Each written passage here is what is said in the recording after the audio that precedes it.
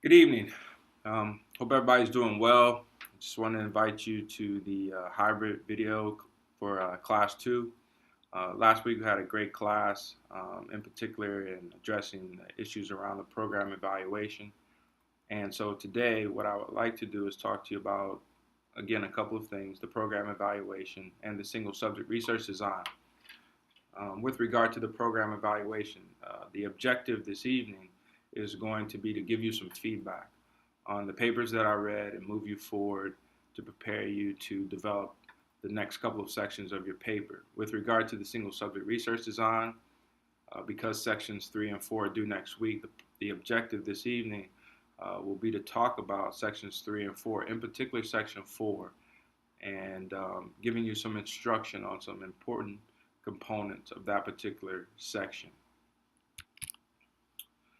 First of all, with regard to the Madonna Center evaluation, and I'll move my big head out of the way so I can show you the slides and I'll come back in. But the first thing is an in-depth view of the program, and it should include the what, the when, the how, and the why. Secondly, I would like you to focus on the what and the how because this provides insight into what outcomes the Madonna Center is aiming for in their work. Third, your bibliography. Now that you have written the bibliography, move your bibliography reference to the reference section of your paper. Include the content that you've written in a regular paragraph or two.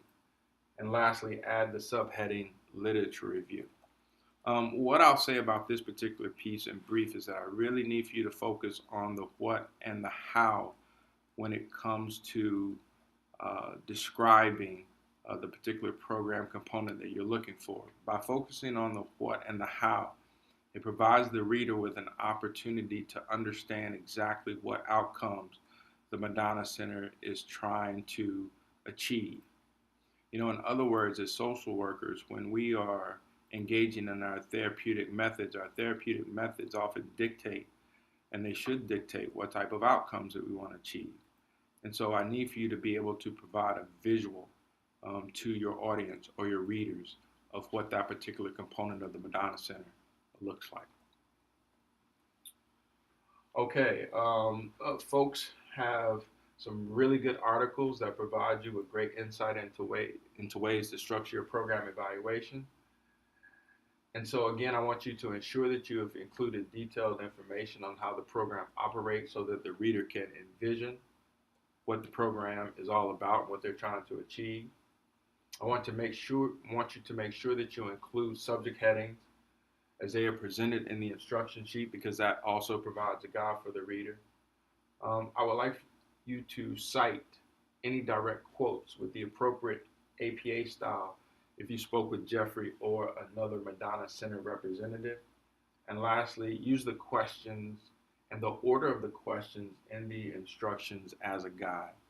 I guess, ladies and gentlemen, what I would like to focus on this slide is that I really want you to utilize the questions in the instruction sheet as a guide. For the most part, the majority of the questions in any given section should apply to your study, but not all will. But if you can answer these questions and then edify and project the answers in your proposal, I think this is going to provide you with a guide for writing. Oftentimes students say, I don't know what to write or I'm struggling with my writing. And so really pay attention to those questions. I think they'll be very helpful for you. And if you pay attention to the questions and try and answer them in order, I think that they're going to bring a certain amount of coherency to your writing. All right. Next, please pay attention to the studies that you looked up for your bibliography and utilize them in the way that you are going to design your program evaluation. For example, what was the design? Was it a pre-test, post-test design? Was it a pre-test only? Was it a longitudinal study? How was the sample in the study that you documented for your bibliography? How was the sample collected? How many people were in the sample? Secondly, how long was the study? And what were the barriers to data collection or the implementation of the intervention? Obviously, some of the studies that you found match well with the Madonna Center component that you are going to be examining. And maybe even some of them include the same outcomes that they're pursuing at the Madonna Center. or close to those. And so the general point of this slide, ladies and gentlemen, is to communicate that the bibliography is just not something to do, but it's something to learn from. There's a lot of information there with regard to how that particular author constructed his or her study that can be beneficial to you. Again, I don't want you to spin your wheels too much. This is not rocket science, and we do not need to reinvent the wheel. As a researcher, when I'm developing a study, I have to look at what my predecessors have done who researched the same subject. And so I'll borrow a little bit from what they've done. I'll develop some portions of the study that are my own. But at any given point in time, if you do your due diligence with regard to previous research, you don't have to reinvent the wheel. And that's very important. It's very important. All right. Next slide. Just some upcoming dates. Again, next week, sections 3 and 4, your single subject research designs are due. Here's where you're going to discuss your intervention. And one of the things that I really want you to do is to review earlier sections of your paper, because when I was reading the earlier sections of your paper, people have begun to document information on their intervention. And so while you may introduce your intervention in the earlier parts of your paper, the details should come in sections 3 and 4 of your paper. All right. Also, in this particular component or this particular deliverable, you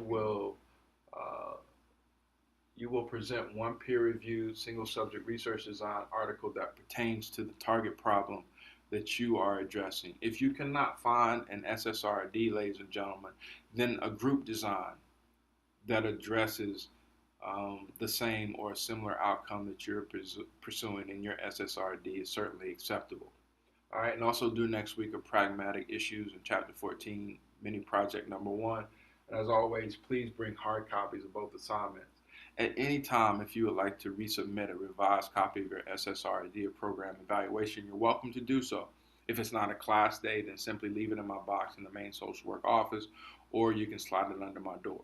What I want to focus on here, ladies and gentlemen, I really want to focus on reviewing the previous parts of your paper to make sure that you have not put too much detail on your intervention too early. This is the section to talk about your intervention. Similar to the program evaluation piece, you want to talk about the what, the how, the who, the when, and the where of your intervention. You need to document that. In other words, if Sam was going to read Roy Lee's description of his intervention, then Sam should walk away being able to implement Roy Lee's intervention without having a conversation with Roy Lee, because Roy Lee documented it so well in section 3 of his paper. So if I were to say one thing, I would say in the earlier sections of your paper, you might be able to write 1 or 2 sentences in introducing your intervention. But the rest of that information, again, the how, the what, the when, the who, and the where, that information should come in section 3 of your paper. All right? But I'm not going to stop there. I'm going to talk a little bit more about SSRDs, but very quickly, I want to talk about moving forward on your program evaluations before I move. So earlier, I gave you a little bit of review based on what I read with regard to your program evaluations. Now, I'm going to talk a little bit about your program evaluations and help you move that project forward. And then after this section, I'm going to talk about moving your SSRDs forward for your submission next week. Okay, so with the program evaluation section 3 and 4, you have your bibliography completed. Oh no, actually you're going to complete your bibliography in this submission, and then you're going to move on to section 4 with regard to your outcomes.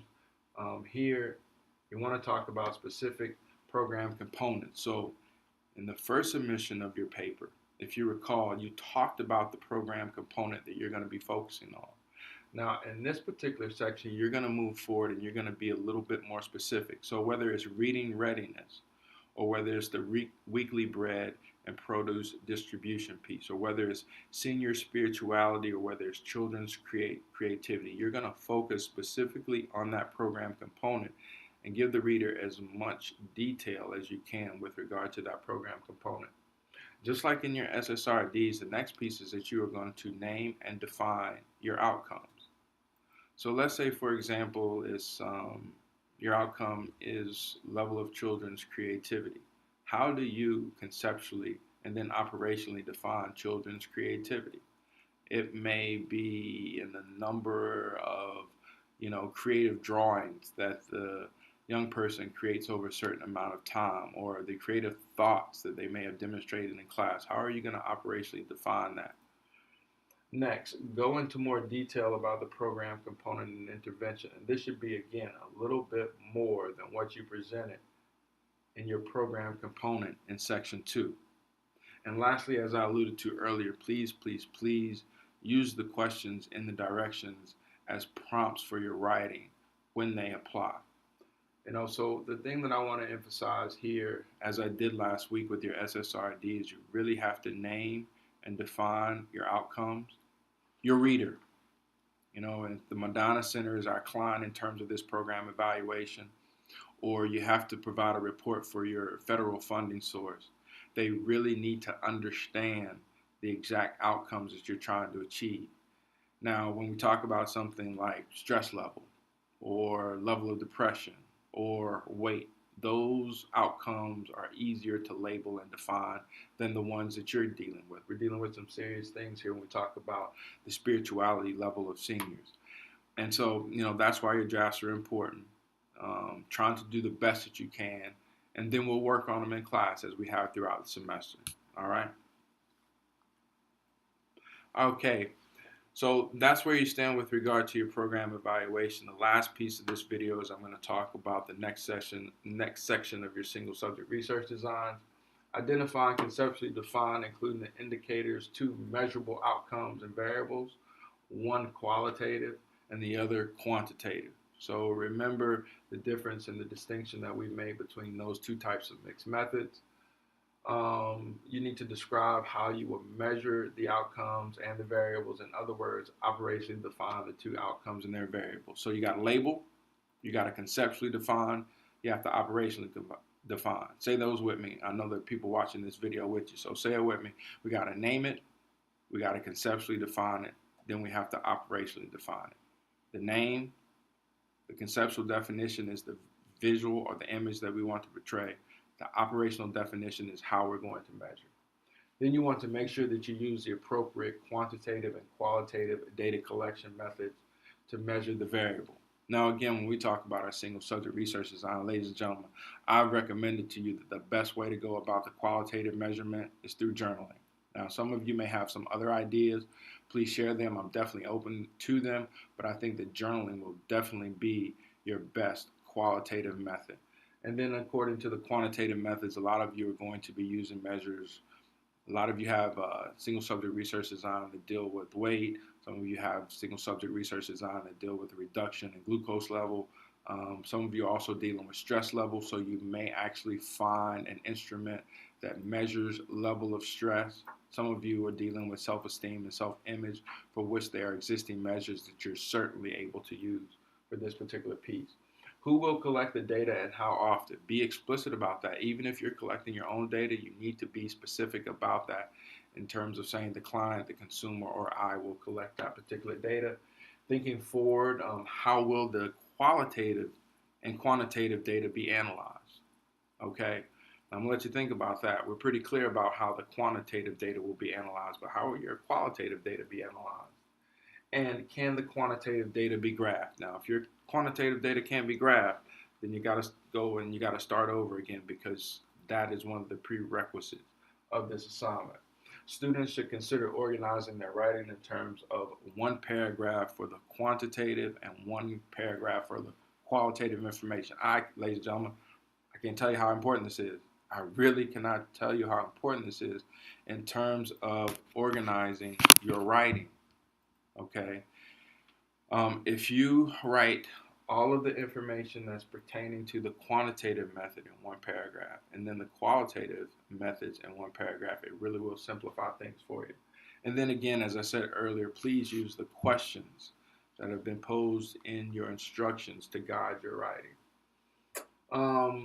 The SSRD intervention and the underlying rationale. I need you to describe what you will plan to do to address the target challenge and why it should help.